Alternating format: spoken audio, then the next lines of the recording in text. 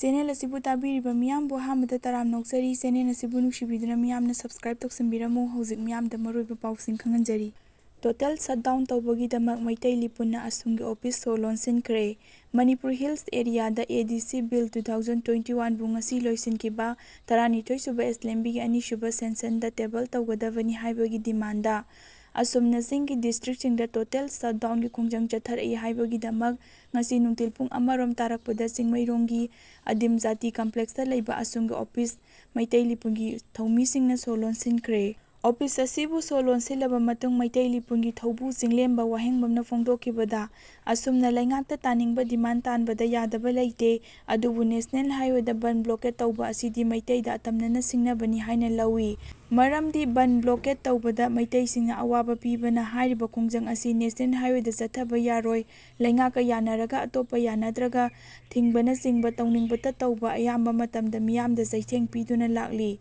thawong asi yaroi haiba utnabagi so lonsinkibani haiki lonsilliba so asi Maitai Lipungi ayaba yaudana hangdokpa yaroi makha tana highway da ban blockade chatharaklaba tampakta asumgi thomi singchu leiba yaroi haina fongdoki asumgi khongjang orkholda police ki gypsy mai thakre Sisipur da DC office mai tharamle asumna chatharakliba khongjangi manung chana ngarang orkholgi Phairai tang da taruk suba MR personnel singa khunja singi ga marakta mukna bathokpadagi numidang pung 13:10 rom tarakpada police ki gypsy ama mai thakre adum oinamak fair service gari adugi saru kharadi kanmangam haure hairi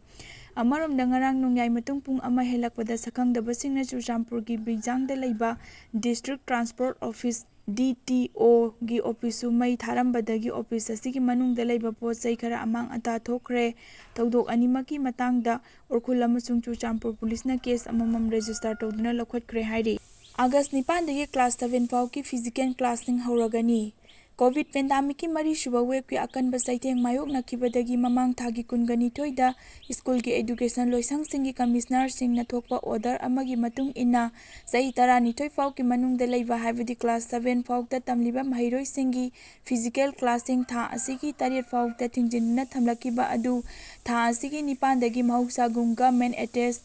government private natraga CBSE da affiliate tawba school punamaki mahausa physical classing chathaba hauragani hairi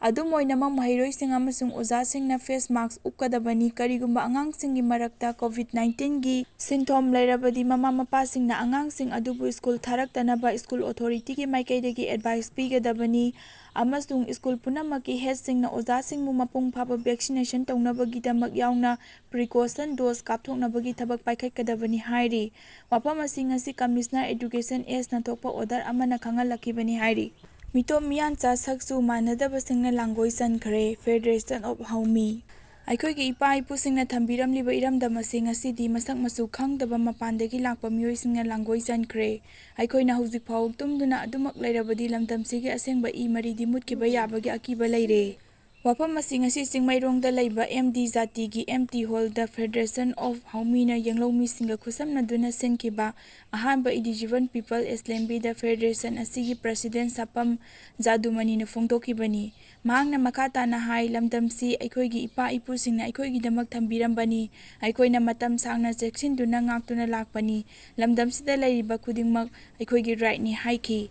ngasi pangthokliba mifam asigi maruoiba pandamdi lamdamsida leiriba yanglomi sing mayek sengna khangdoknaba hotnabani lamdamsigi yanglomi kannabagi damak semkiba ILP ki system ngasi phawbokta laingakna asengba lamdamsigi yanglomi kanano karamba prupna lamdamsida khundaduna leirakli karamba mito miyan chano haiba khangdokpa ngamdri ILP ki system asi haukiba kumja 2019 ki December ki 13 dagi chatnaba haukhrabasu ngasi phawta masi lengdri yanglomi singi masak takpa ngamdri haiki Congress na issue mayam puraduna Ras Bhavan tamna thomjilakpada police ka muknakre BJP laingakna nomagi hingbada tangai fadana sangba polam singi mamal atiya pakna wangkhalakpa amasung lairik hairaba miyoi singna thabak phangandaba yauna atopa issue kaya pukhaladuna ngasi laibaki mapam ayambada Congress na sinduna chathakiba protects ki manung channa MP CC gi maikaidagi su party ki president K Megachandra MLA na lusingladuna rally ama laklaga Ras Bhavan gi gate ta thomjinaba honarakpada police na thingduna Chathan Kidabagi Nakal Anigi Marakta Sauna Muknaba Thokre biometric ꯁꯤꯖꯤꯟꯅꯗꯨꯅ ꯁꯦꯟꯁꯟ ꯄꯥꯡꯊꯣꯛꯅꯕ ꯍꯣꯠꯅꯔꯤ ꯕꯤꯔꯦꯟ꯫ ꯂꯝꯗꯝ ꯑꯁꯤꯒꯤ ꯌꯥꯡꯂꯧꯃꯤꯁꯤꯡ ꯀꯟꯅꯕ ꯑꯃꯗꯤ ꯃꯄꯥꯟꯗꯒꯤ ꯆꯪꯁꯤꯜꯂꯛꯄ ꯃꯤꯇꯣꯞꯁꯤꯡ ꯃꯤꯀꯣꯛ ꯊꯤꯕꯗ ꯑꯔꯥꯟꯕ ꯃꯑꯣꯡꯗ ꯌꯥꯎꯁꯤꯟꯈꯤꯗꯅꯕ ꯕꯥꯏꯑꯣꯃꯦꯇ꯭ꯔꯤꯛ ꯕꯦꯖ ꯇꯧꯕ ꯁꯤꯁꯇꯦꯝꯁꯤꯡ ꯁꯤꯖꯤꯟꯅꯗꯨꯅ ꯃꯤꯀꯣꯛ ꯊꯤꯕꯒꯤ ꯊꯕꯛ ꯑꯃ ꯇꯧꯅꯅꯕ ꯁꯦꯟꯇꯔꯗ ꯀꯟꯅ ꯇꯛꯁꯤꯜꯂꯒꯅꯤ ꯍꯥꯏꯅ ꯆꯤꯞ ꯃꯤꯅꯤꯁꯇꯔ ꯕꯤꯔꯦꯟꯅ ꯐꯣꯡꯗꯣꯛꯈ꯭ꯔꯦ꯫ ꯉꯁꯤꯒꯤꯅ ꯃꯇꯥꯡ ꯁ꯭ꯋꯥꯏꯁꯤꯗ ꯃꯔꯨꯑꯣꯏꯕ ꯄꯥꯎꯁꯤꯡ ꯈꯪꯍꯟꯖꯕ ꯂꯣꯏꯁꯤꯟꯖꯔꯦ꯫